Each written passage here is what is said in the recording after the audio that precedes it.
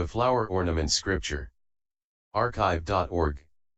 Translated in the Tang Dynasty by the Tripitaka. Master Shramana Shikshananda of Khotan.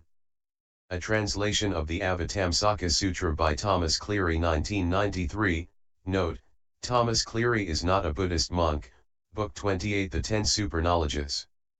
Then the great enlightening being universally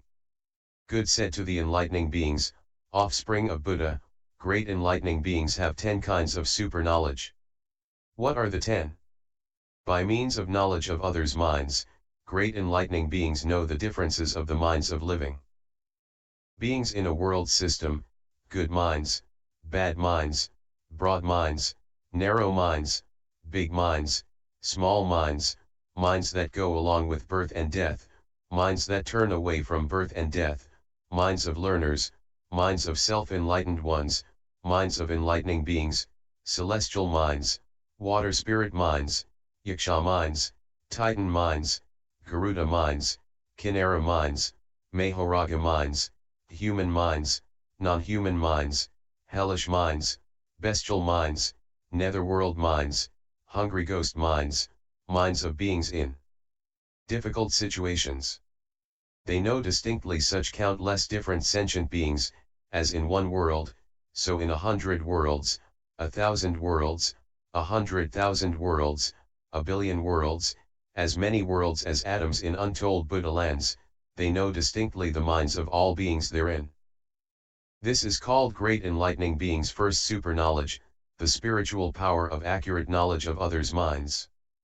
By means of the super knowledge of the unobstructed pure celestial great enlightening beings see sentient beings in worlds as many as atoms in untold Buddha lands, dying in one place, being born in another, their good and bad tendencies and courses of action, their virtuous and sinful characteristics, whether they are beautiful or ugly, defiled or pure. They see innumerable sentient beings of such kinds, celestial beings, water spirits, demons, hobgoblins, titans, demigods, serpents, humans, non-humans, microscopic creatures, gigantic creatures, small groups, and large groups. They clearly see various sentient beings with unobstructed eyes, unerringly seeing whatever deeds they have accumulated, whatever suffering and happiness they experience, whatever mentalities, thoughts, and views they have, whatever languages they speak, whatever their motives and acts, whatever their concerns and productions. This is called great enlightening beings' super knowledge of the celestial eye. By means of the super knowledge of instant recall of past lives, great enlightening beings are able to know the events of past lives of themselves, as well as of the beings in countless worlds over countless eons, where they were born, their names, their castes, their races, their diets, their pains and pleasures. The beginningless development of continuous cycles in the various states of existence through causes and conditions, various classes, various lands, various forms of life, various physical characteristics, various activities, various bonds and compulsions, various mentalities and thoughts, various differences in circumstances of birth. They know all such things as these.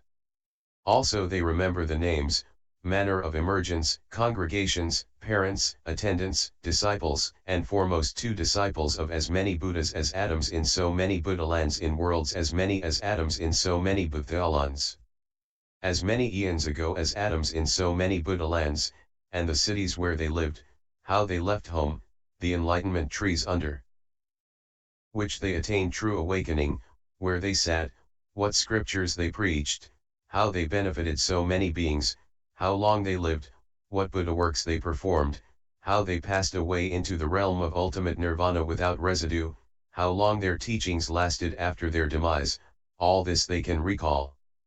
Also they remember as many Buddha names as atoms in untold numbers of Buddha lands, there being to each name as many Buddhas as atoms in untold Buddha lands, from their first determination establishing their vows, cultivating practices, honoring Buddhas, taming sentient beings, their congregations, their teachings, their lifespans, their spiritual powers and miracles, and so on, including their entry into nirvana without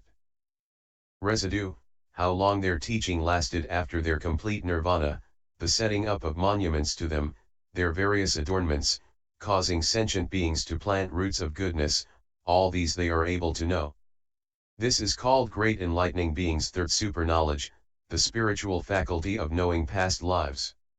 Great enlightening beings, by superknowledge of the eons of the entire future, know the ages in worlds as numerous as atoms in untold Buddha lands, the deaths and births of all the beings in each age, the continuity of existences, their actions, the results and consequences of their deeds, whether good or not, whether emancipated or not, whether certain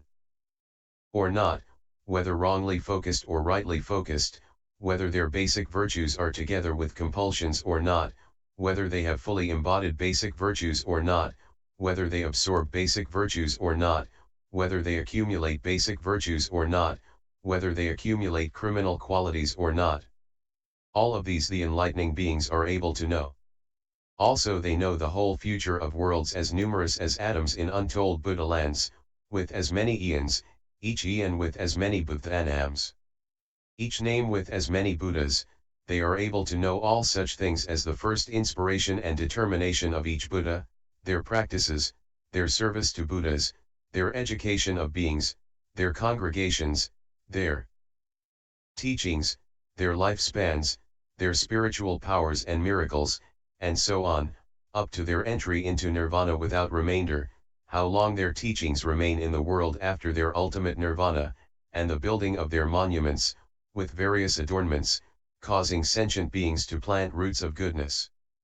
This is called great enlightening beings' fourth superknowledge, the power of knowing the ages of the entire future. Great enlightening beings develop the unobstructed celestial ear, fully matured, far-reaching, penetratingly sensitive, free from blockage, perceiving without hindrance, thoroughly developed, able to hear or not hear all sounds at will. In the East there are as many Buddhas as atoms in untold Buddha lands. The great enlightening beings are able to receive and hold the pure teachings explained, revealed, exposed, expounded, set up, taught, tuned, recollected, and analyzed by those Buddhas, deep and vast, with various differences, their infinite means and skills.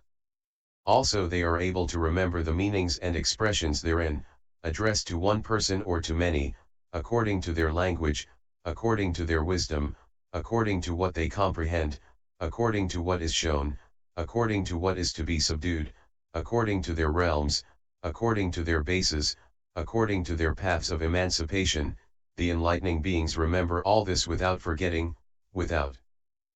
halting, without retreating, without delusion, without confusion, explaining it to others to enable them to attain understanding, ultimately never missing a single point. As in the East, the same is also true of the South, West, and North, the four intermediate directions, and the zenith and nadir.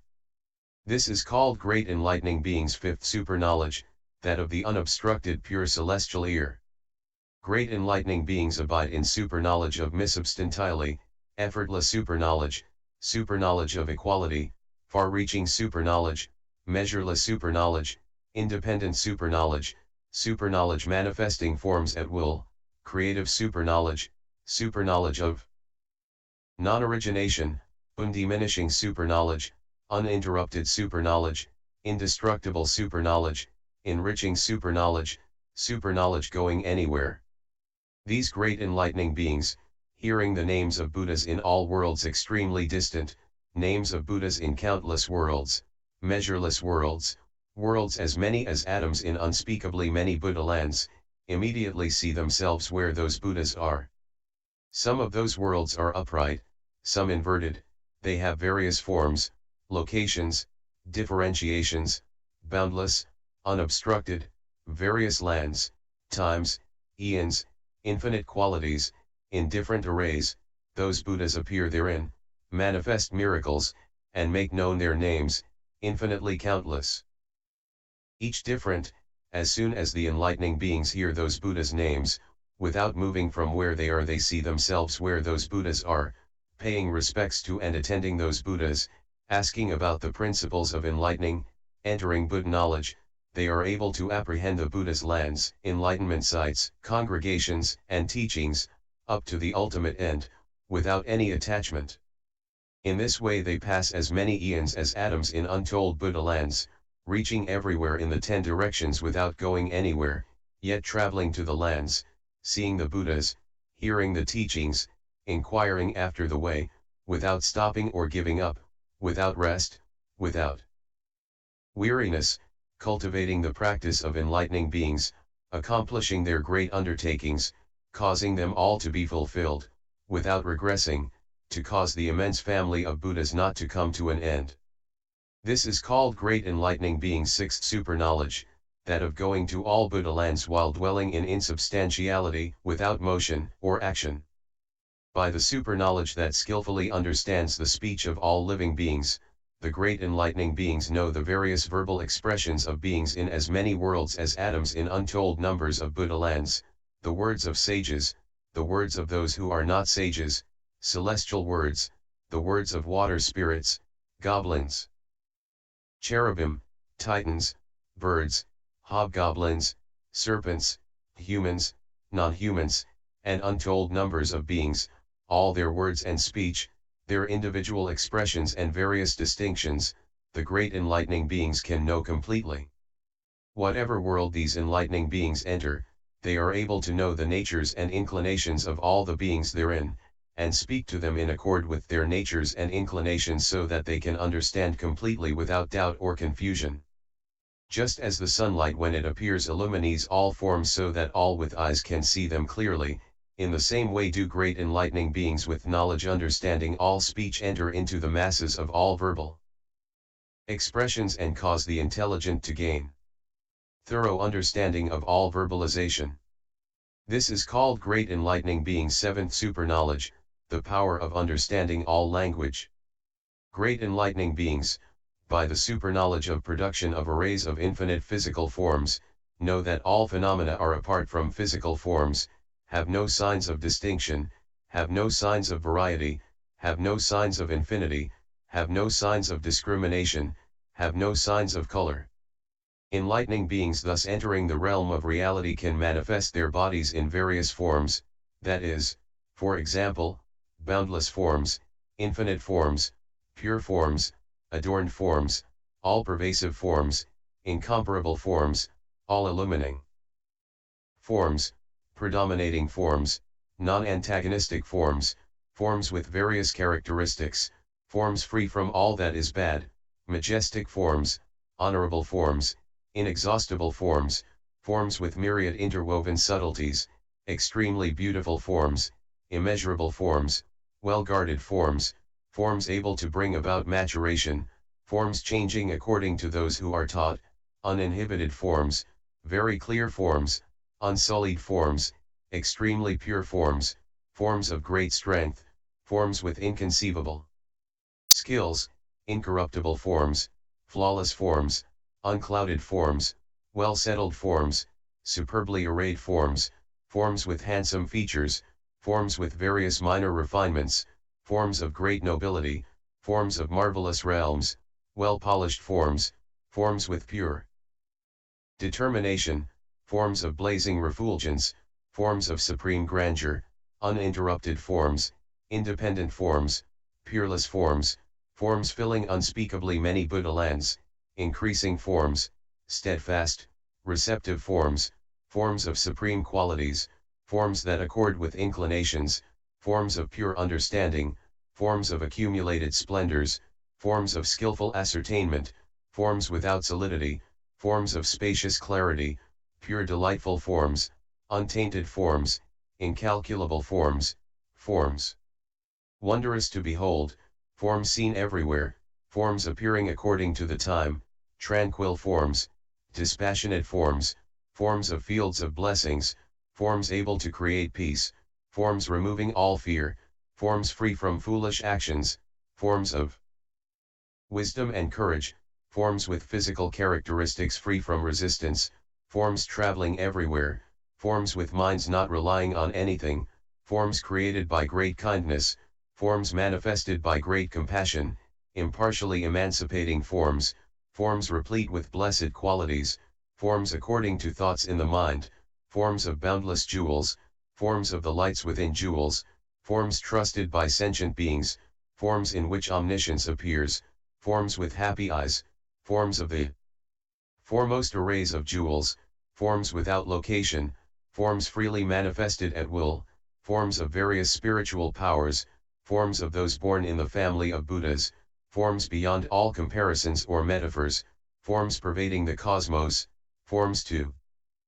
which the masses flock, various forms, forms of perfection, forms of emancipation, forms adapted to those to be taught, forms of dignified conduct, forms that one never tires of seeing, varied clear, pure forms, forms able to emanate countless webs of light, forms of untold various differentiations of light, forms of inconceivable fragrances and light beyond the world, forms of radiance of light of innumerable suns, forms showing incomparable lunar bodies, forms of clouds of innumerable pleasant flowers, forms producing arrays of clouds of garlands of all kinds of lotus blossoms, forms of fragrant flames beyond all worlds perfuming everywhere, forms producing all embryos of enlightenment, forms with untold voices revealing and expounding all truths, forms fulfilling all the practices of universal good. Great enlightening beings entering deeply into this formless cosmos of reality are able to manifest such various form bodies, to cause those to be taught to see, to cause those to be taught to remember, to operate the cycles of the teaching for those to be taught in accord with proper timing for those to be taught, in accord with the characteristics of those to be taught, to cause those to be taught to draw near, to cause those to be taught to awaken, producing various miracles for those to be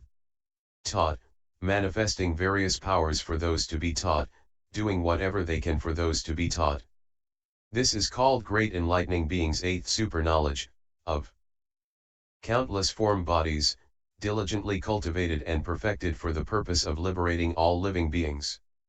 By superknowledge of phenomena, enlightening beings know all phenomena are nameless, without essence, neither come nor go, are neither different nor not different, neither various nor not various, neither dual nor non-dual, have no identity, have no compare, are not born, do not perish, do not shift, do not disintegrate, have no reality, have no falsehood, are of one form which is formless, are not non-existent, are not existent, are not phenomenal, are not non-phenomenal, are not in conformity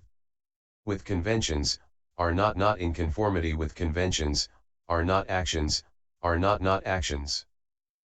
are not consequences, are not consequences, are not compounded, are not uncompounded, are not absolute, are not non-absolute, are not the path of enlightenment, are not the path of enlightenment, are not emancipation, are not emancipation, are not a certain measure, are not measureless, are not mundane, are not mundane, are not born from cause, are not born from causes, are not definite, are not indefinite, are not complete, are not incomplete, are not emerging, are not non-merging, are not distinguished, are not indistinguishable, are not logical, are not illogical. These great enlightening beings do not grasp conventional truth, do not dwell in absolute truth, do not discriminate phenomena, do not set up words, they accord with the essence of extinction, yet they do not give up their undertakings. Seeing what is true and knowing the principles thereof, they spread clouds of teaching and shower rains of teaching. Though they know the character of reality cannot be verbally expressed, yet by expedient means and endless intellectual power they teach in an orderly fashion according to principles and according to meanings.